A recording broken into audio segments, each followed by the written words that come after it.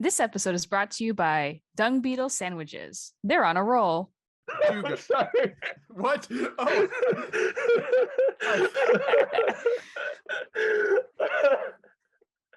This is genuine laughter. That was horrible.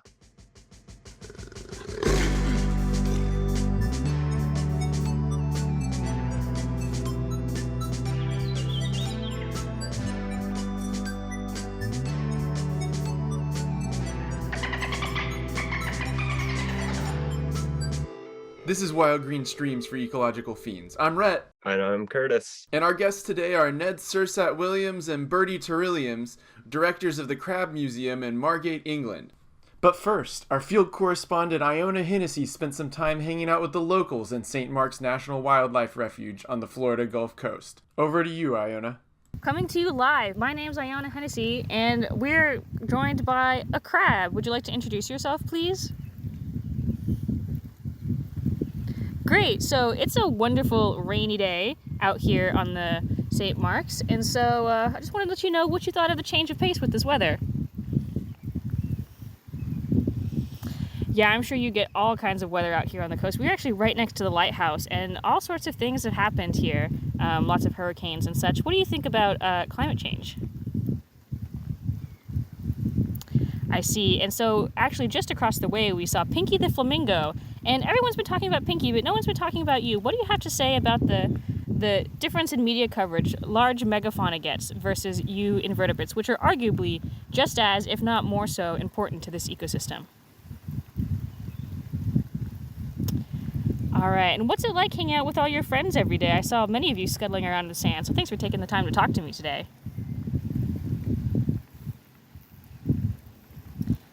All right, thanks so much for your time. I'm sure you've got many important tunnels to dig, so I'll let you go. All right, back to you, Rhett and Curtis. Fascinating. Thanks, Iona. Next up, it's Europe's only museum dedicated to the decapod and was created to roll science, humor, and philosophy into a unique and satisfyingly baffling day out. Ned and Bertie, welcome to the pod. Hello. Hi there. Hello. Thanks for having us.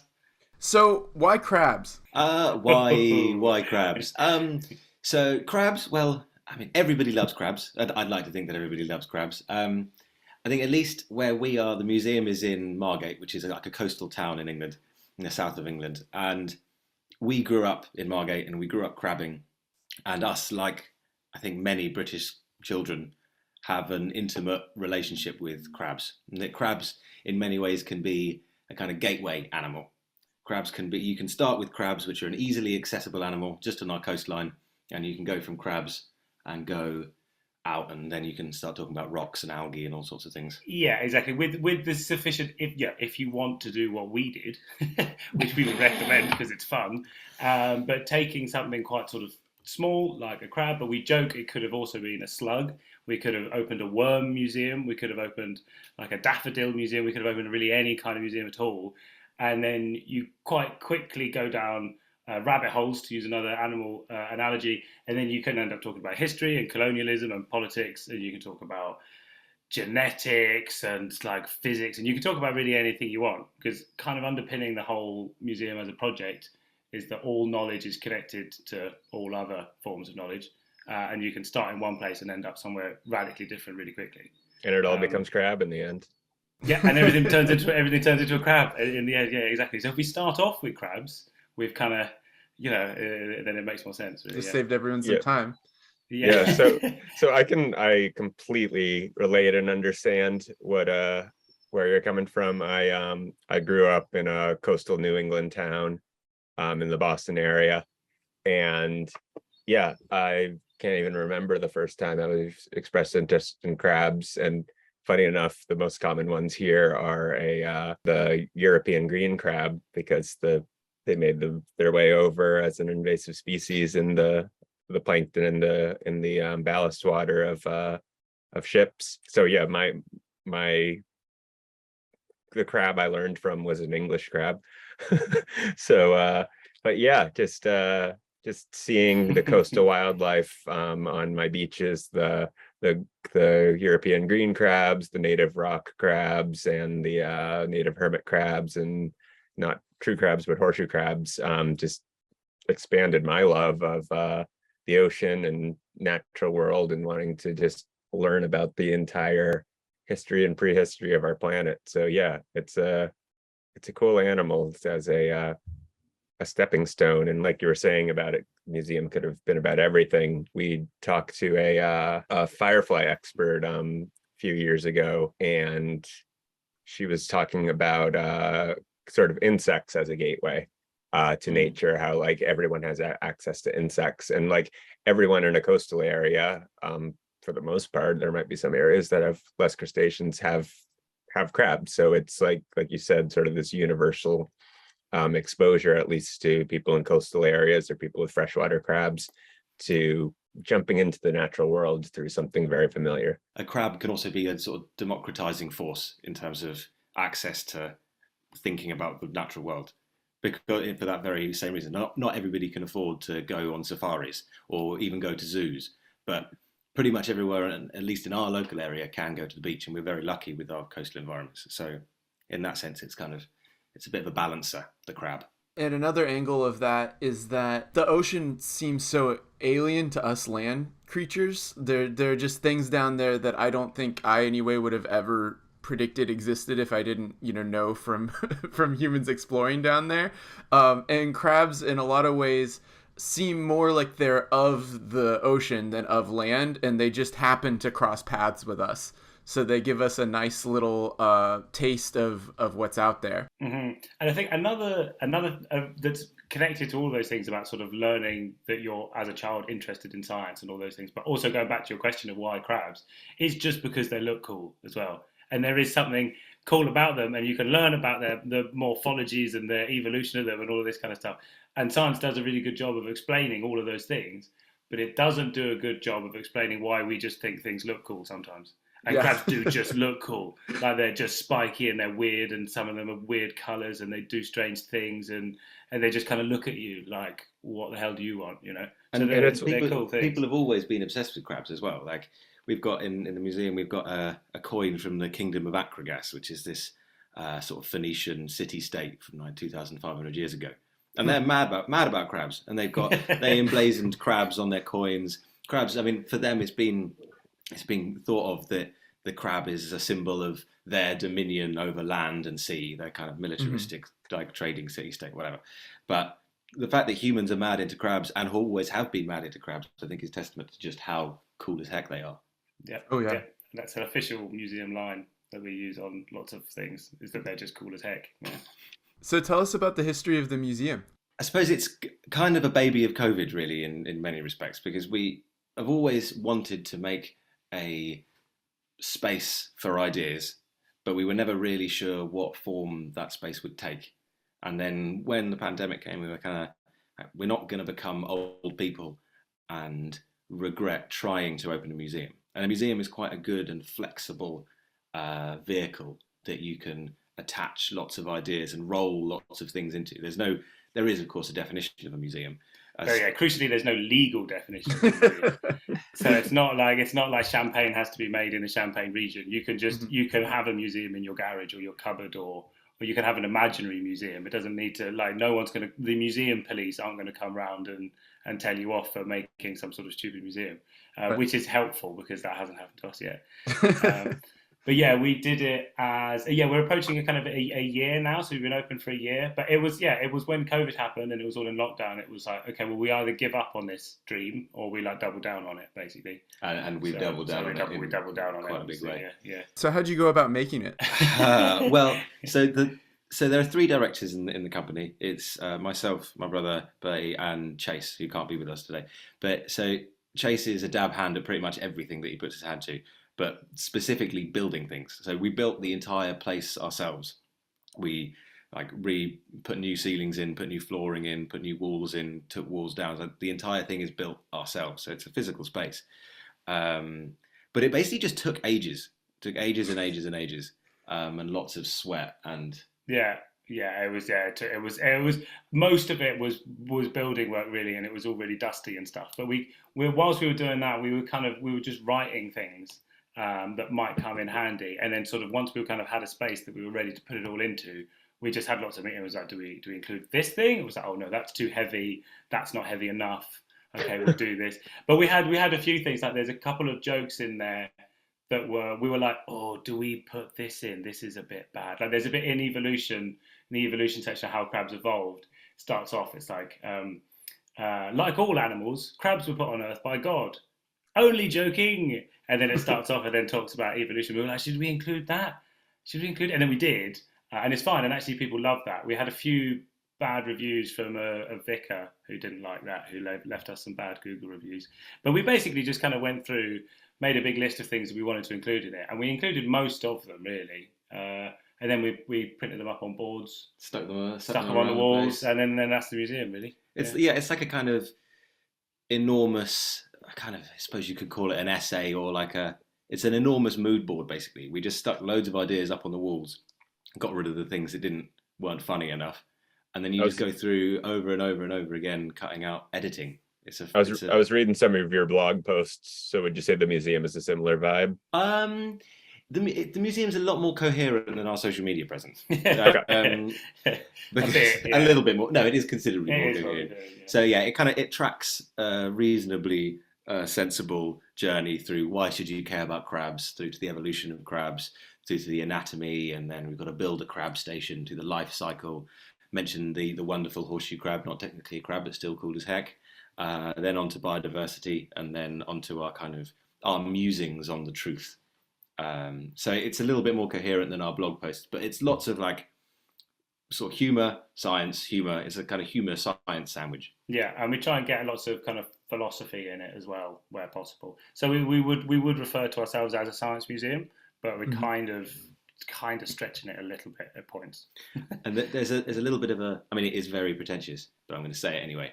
The ancient Greek translation of a museum is a museon, which translates as a place of the muses, so a place of ideas. So Sure. we kind of treat the museum and the conversations that we have with visitors to the museum, and that's where the museum exists, is in the conversation that we have with the public about this conversation, why a museum, why crabs, and then we get to explain that, and then they explain what they think about that and put their own input into it. So it's that conversation is the museum in many respects. So out of everything in the museum, be it a sign, a specimen, an artifact, even just a work of art, what would you say is your personal favorite thing to show off, or that you're most proud of? So I really like the diorama. We've got a friend of ours who's an amazing model maker, and she helped build it. But it's the diorama is we had collected a load of taxidermied crabs, and we're like we need to sort of arrange these in some ways and show them off in the museum. And we're quite limited in space, so we wanted to have all of these crabs in the same exhibit, but that wouldn't make any sense because we had some shallow water crabs, we had some really deep water crabs, we had some kind of ones that would live all in different parts of the ocean and on land and in sort of tropical areas that are very different parts to other crabs, so they wouldn't ever exist in a in a setting on Earth. So we felt it would be misleading to try and make like a kind of rock pool environment and just stick them in anyway. So instead of that, we made like a little model English village from the 1920s, and there's like a model train track in it, and then there's the village pub, and there's the horrid elbow crab is the pub landlord drinking a pint of foaming nut brown ale, and there's and then we use this kind of, it's Crab on Time. We set that in 1926 which is the year of the general strike in Britain. So we also included an LMS Hughes train, like a little scale model of it, and that train was nicknamed the Crab, and it was used to sort of ferry coal and sort of raw materials up and down Britain during sort of like the industrial boom. And yeah, that was the Crab because it made this kind of scuttling noise as it went along the track. So we've got industrialisation in there. We've got some suffragette crabs. We've got a policeman. We've got like a kind of industrial dispute going on in the factory where there's trade unionist crabs, which are led by a reef crab, a spotted reef crab. Yeah. And then we've got it's one of the Kalapa ones. I'm not sure. I think it's a box. It's Kalapa. So a Kalapa box crab, yeah, who is representing the police force attacking the trade unionists and being abetted by a fascist moon crab, which is from the British Union of Fascists, which is like a proto-fascist group in British history that is really not spoken about nowadays. But yeah, so we tried to kind of paint, there's sort of good history and bad history. So we've got suffragettes and pub landlords drinking pints on one side. Playing cricket, the coconut crab with its cricket pads on. Yeah. And then on the other side of the train tracks, you've got trade unionist crabs, like in running street battles with police and fascist paramilitaries, basically. So we thought that was a more faithful representation of crab biodiversity than just sticking them all in one pot together. Can I just say I love the logic of, it doesn't make sense to have all these crabs in the same environment, like same ecological environment. So let's stick them in a British town with accurate depictions of the socio-economical, political happenings of that decade through the use of crabs. But like you said, using aspects of their morphology to sort of represent these archetypes of what was going on at the time on the human side. I just love that, because nothing's more dangerous in science than like a half-truth or a misleading diagram or a misleading concept. Like you said, if you were to put them all together, people would be like, oh, if I go outside, this is a beach setting. If I go to the beach, I might see, in England, I might see a coconut crab. But if you make it fantastical and absurd, people are going to be like, coconut crabs are really cool, and I know for a fact they don't play cricket, but I want to learn more about them.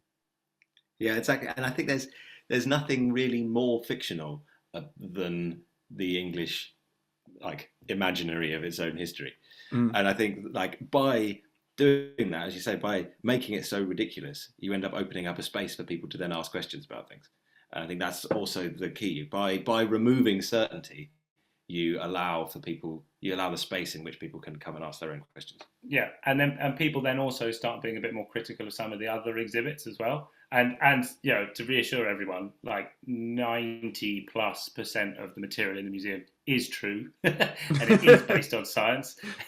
But we did sneak in some untruths, which we always tell people, you know, which ones are kind of at the end. But we try and encourage people to work out what is scientific fact and what is our opinion, and what could be us trying to mislead you for a joke, or what is, you know, what's whatever. Just try and keep you on your toes, because museums traditionally are a kind of one-way thing. You go to a museum, the museum just tells you stuff, and then you leave. And we wanted it to be a bit more of a kind of a two-way thing, that they could pull us up on things that we've got wrong. We could then trick them and then have a conversation with them about it, or we could argue about things or whatever. You know, we want it to be more like that. Right. Yeah, I think coming from our meme group, which is using a humorous and absurdist media to educate and inspire about the ecosystems of the globe. I can definitely see where you're coming from, because we've had discussions between Rhett and I and the rest of our moderation team of like, what's sort of the cutoff of, this is clearly a joke, or this could potentially mislead.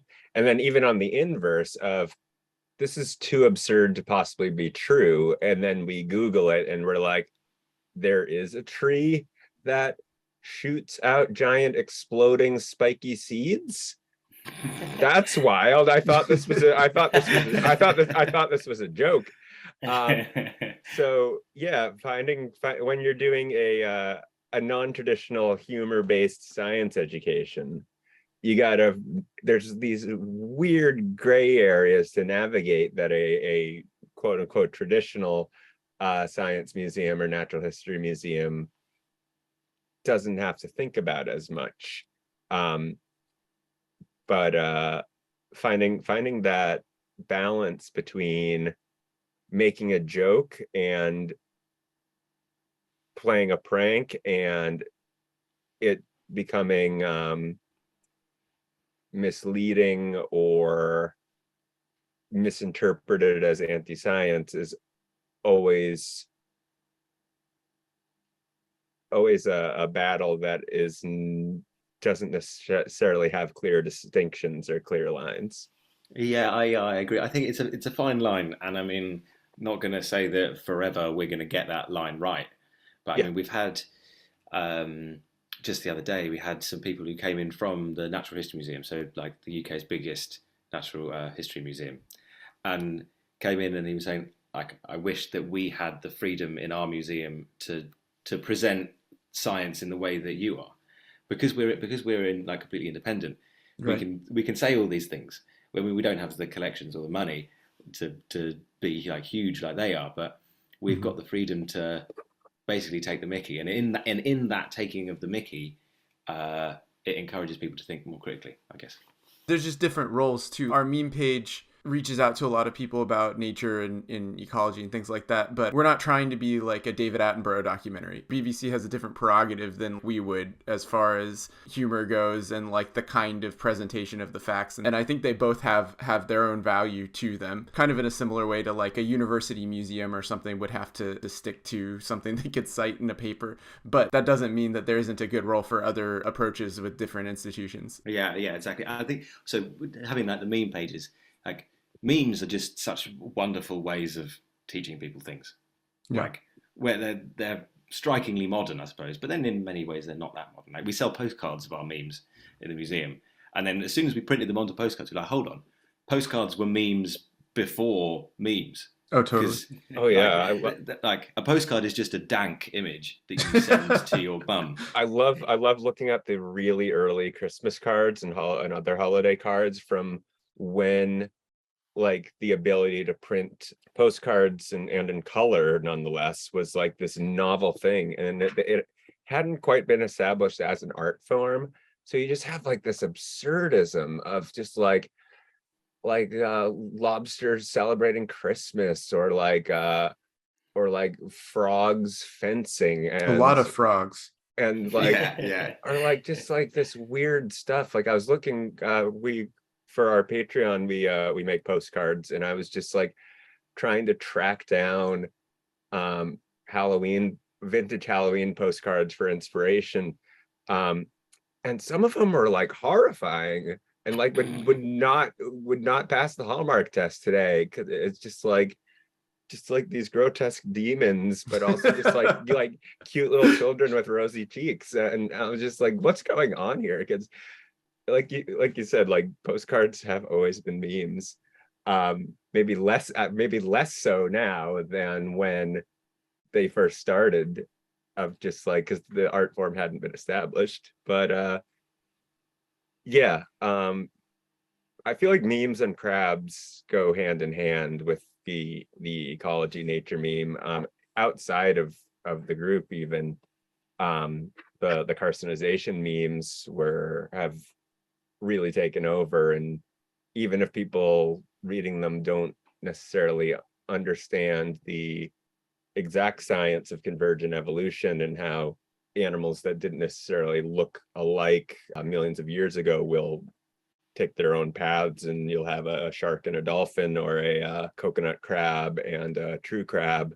They still get an idea of a lot of creatures have become crab shaped, and through memes people learned about this. I was not that familiar with it. I knew hermit crabs were different from true crabs, and horseshoe crabs were even more distant.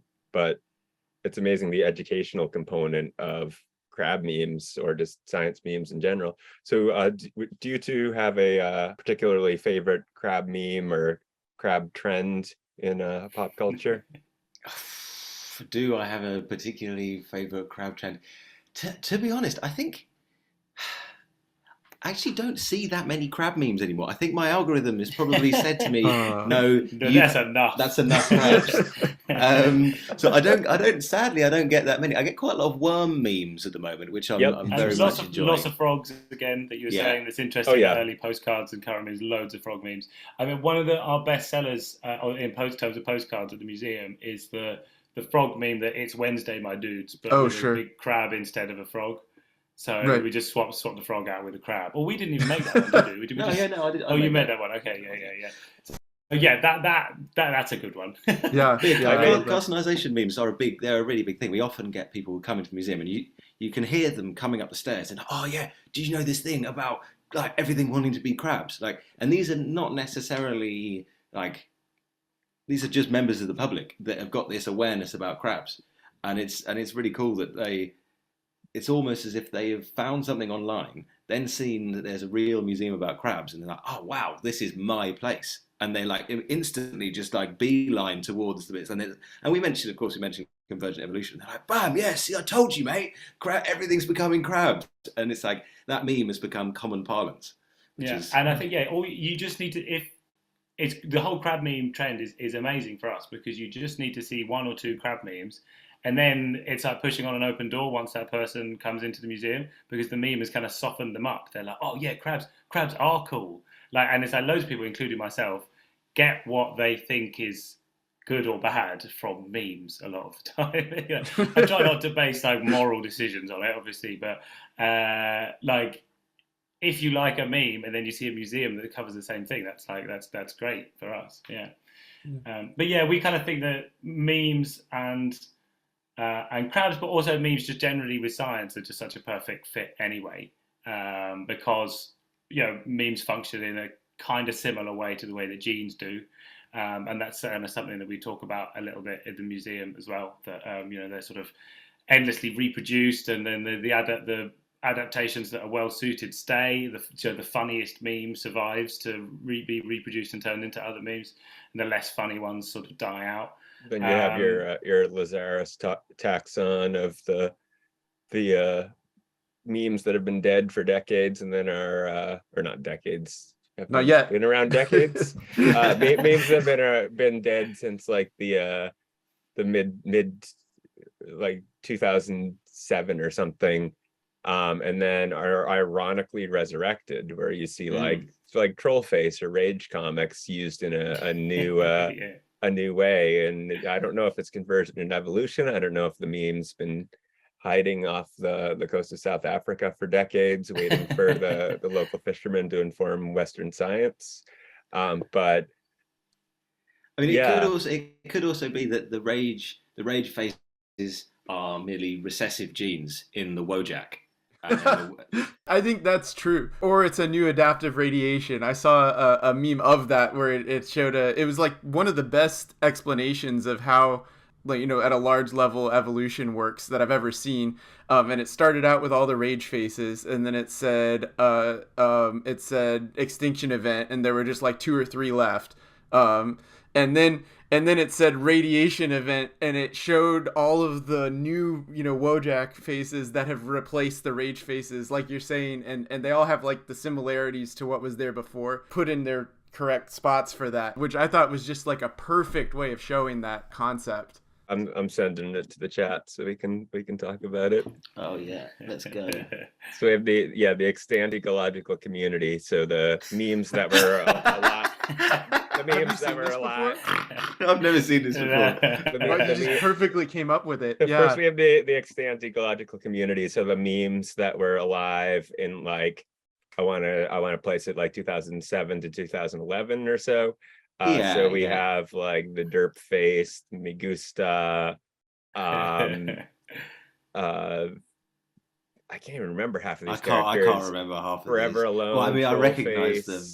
Mass Extinction, and all that's left is I Know That Feel Bro Wojak and the Troll Face, and then survivors refill vacant environmental niches through speciation, and then you have like these modern troll faces, and the like becoming uncanny troll face, and then all these Wojaks, like you've got the depressed Wojak, the angry gray Wojak with no eyebrows, the sort of smug Wojak, the like angry intellectual Wojak with the glasses is always going to point out the errors. But yeah, it's a perfect illustration of a mass extinction event through the use of rage faces. For anyone listening who's not familiar with the biology, an example of this in real life would be the dinosaurs are around, and there's just little tiny mammals that kind of live at the, at the margins of the world. and then dinosaurs die out, and suddenly we get all these giant mammals and giraffes and rhinos and giant sloths and things that fill in roughly the niches that the dinosaurs used to be in, but now they're absent from.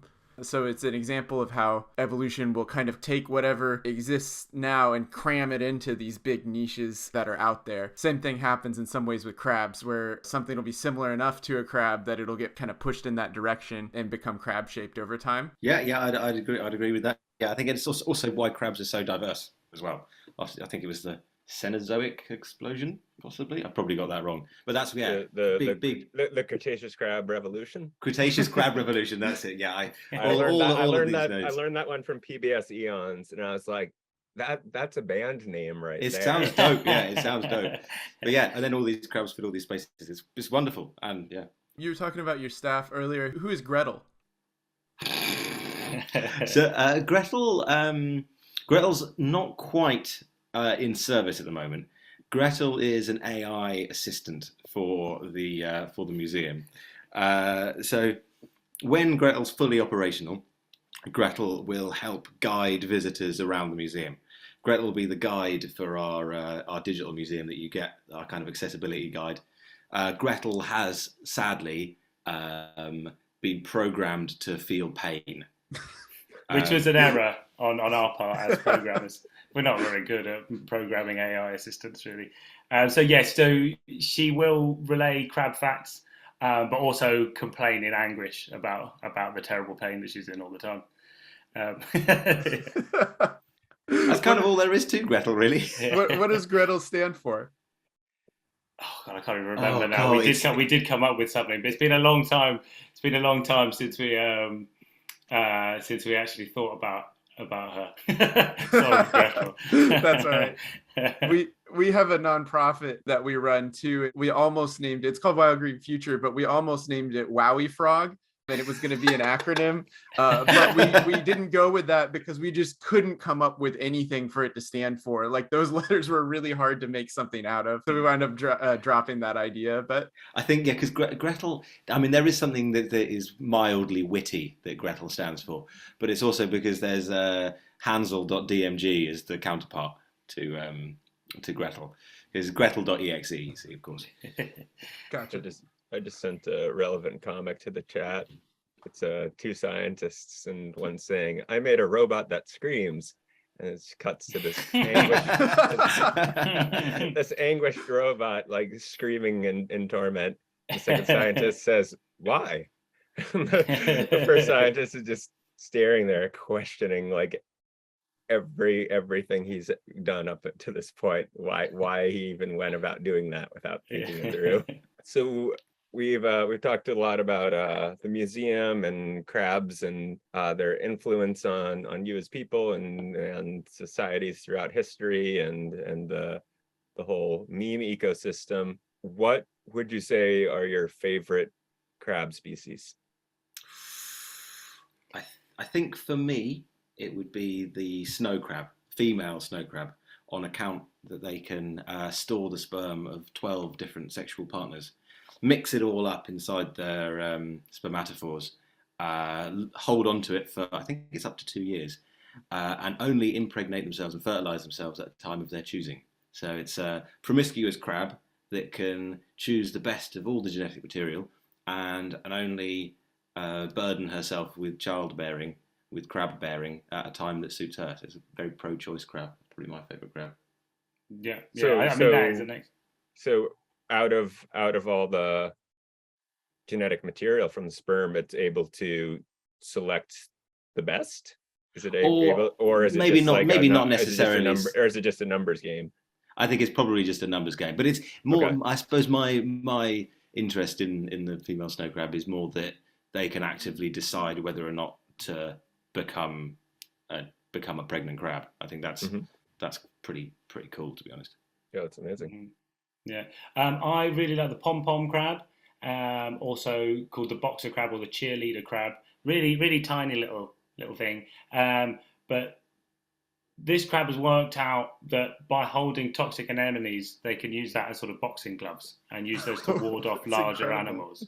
Yeah. This is amazing. Which is kind of And I mean, that's tool use really. Like they've worked out Yeah. that they can use them as weapons.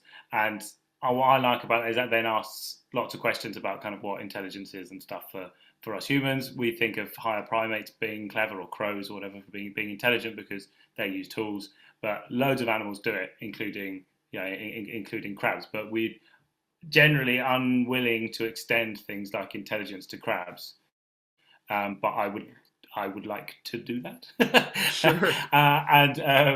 And more so than that, they don't just use it as weapons. They've worked out that if they lose one in a fight, say, they can rip the other one in half and they'll regrow into two again.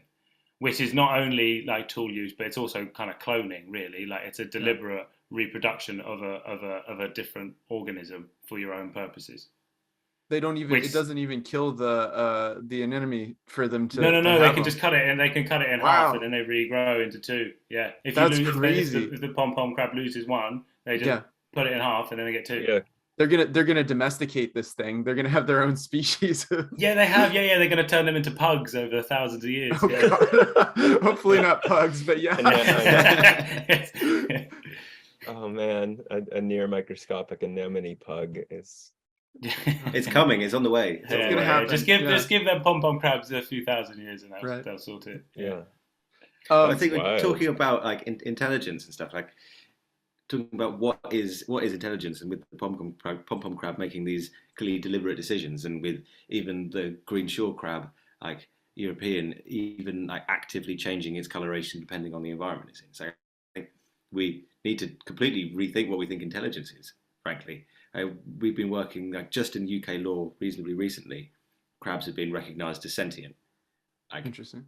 Come on, we've got a book. It's called it's by someone Bell, but it's called Stalk-Eyed Crustacea of the British Isles, and that's written in like 1845 or something like that. And even there, he writes about crabs molting and how that they appear to be in excruciating pain. And then somewhere in between that being written and like up until like 6 months ago, people just forgot that crabs felt pain. Mm-hmm. So I think intelligence and crabs really needs to be like readdressed. People just like our intuition when you see an animal in pain is that, or like a crab in pain, the one that isn't often, that some people don't recognise as being sentient or intelligent in any way, is our intuition is like that animal is in pain, so that animal can feel things. We have a natural like an inbuilt empathy for other animals, for all sorts of things. Right. But then I think once we started learning more about the human brain, we're like, oh no, this is what intelligence is. It's what we've got. And because what we've got is different to what they've got, then therefore they're not intelligent.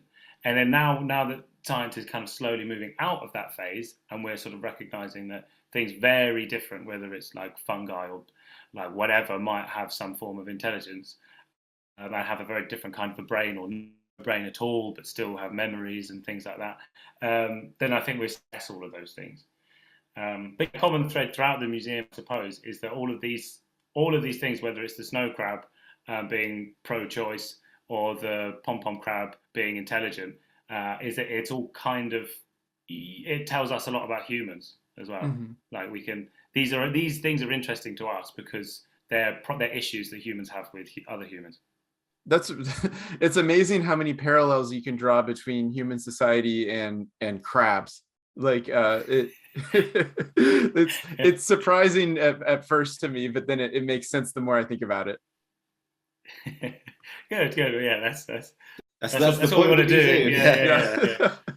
So if people want to go to the Crab Museum, or if they're like us, very far away and want to experience some part of it through the internet, where do they go and what do they do? Well, you can head to www.crabmuseum.org for our kind of professional-facing site, or you can just search at Crab Museum on Instagram or Facebook. For all you that can't physically make it, we're going to be hopefully building a digital museum soon with the accompaniment of Gretel. And if you can make it to the UK, well... Yeah, please do. Let us know that you've come from America, and we'll go out and eat chips afterwards or something. Yeah, it would be nice. But yeah, it's only a small museum, and it's quite a kind of like friendly thing. But yeah, also the other thing is that we're gonna, if you follow us online, we're going to start doing evening events and things, and then we're going to live stream some of them or upload like videos of talks and stuff once we can do that. Fantastic. Thanks for coming on the podcast today. Oh, thanks for having us. Thanks for having us. Cheers. That's our show. Thanks for listening. You can find us and support the show, the meme page, and everything else we make across social media on Patreon at patreon.com/wildgreenmemes. That's memes with an M. Until next time, I'm Rhett Barker. I'm Curtis Arkin. I'm Bertie. And I'm Ned. And happy Year of the Mushroom. Hey, why'd the crab cross the road? Why? It didn't. It used the sidewalk.